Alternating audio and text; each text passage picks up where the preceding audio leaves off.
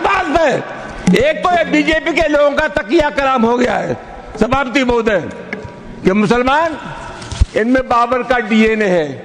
उप सभापति महोदय मैं जानना चाहूंगा कि बाबर का डीएनए मुसलमान में है। हिंदुस्तान का मुसलमान तो बाबर को अपना आदर्श मानता नहीं है, वो तो मोहम्मद साहब को अपना आदर्श मानता है, सूफी संतों की परंपरा को अपना आदर्श मानता है। लेकिन सभापति महोदय मैं जानना चाहूंगा कि बाबर को लाया कौन? बाबर को इब्राहिम लोदी को हराने के लिए राणा सांगा लाया था।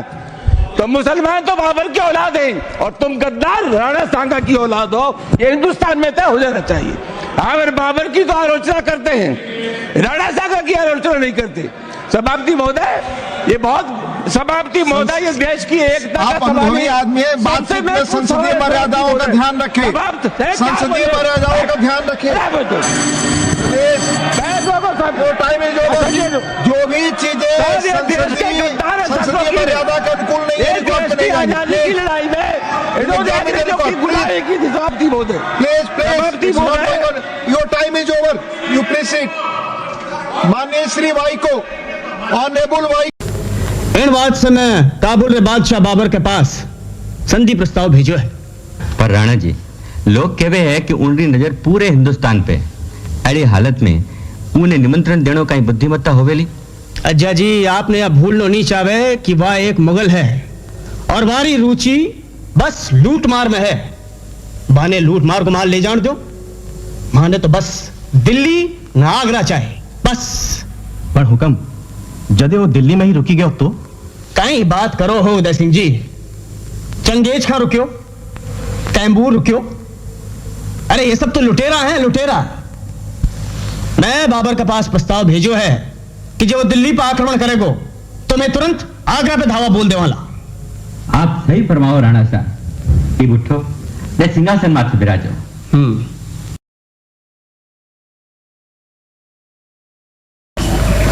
हिंदुस्तान से पहले राणा सांगा का पैगाम और अब अफगान सरदार चाहते हैं कि हम दिल्ली पर धावा बोलें। अफगानों पर तो वैसे भी यकीन नहीं करना चाहिए। हमने जब भी अपने किलों में टुकड़ियां छोड़ी, हमारे पलटने की देर थी कि अफगान सरदारों ने हमारे किलों पर कब्जा जमा लिया। पर हिंदुस्तान बेहद गर्म मुल्क है। फिर भी एक बादशाह के लिए हिंदुस्तान मतलब की जगह है।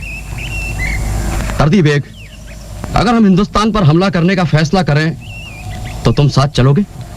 बार समरकंद फिर से हासिल करेंगे।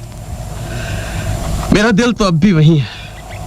मेरा भी, मगर भूल जाओ समरकंद, अब हमारा मुस्तकबिल मशरिक की तरफ है। तरदी बेग, अब की बार अगर हम हिंदुस्तान गए तो पूरे हिंद पर फतह हासिल करके ही लौटेंगे। अज्जा जी कौन वाणी है या? बाबा नानक की वाणी है महाराज। लाहौर में बाबर के हमले के बाद बाबर बाबर जी ने देखो बाबर री बातें कर रहे हो है।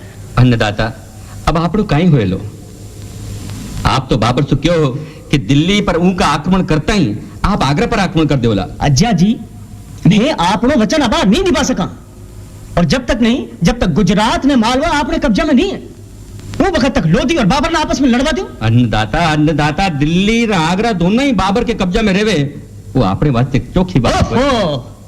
अज्जा जी आप भी हवा में तीर छोड़ो हो। अब दिल्ली ना आगरा बाबर के कब्जा में तो नहीं है। ई बखत वहां की भलाई ई में ही है कि मैं चुपचाप बैठ जाऊं और लोधी ना बाबर का खेल देखा। आप लोग के विचार है? वहां दोनों सेना आपस में कठे भिड़ेगी। पानीपत मैदान में अन्नदाता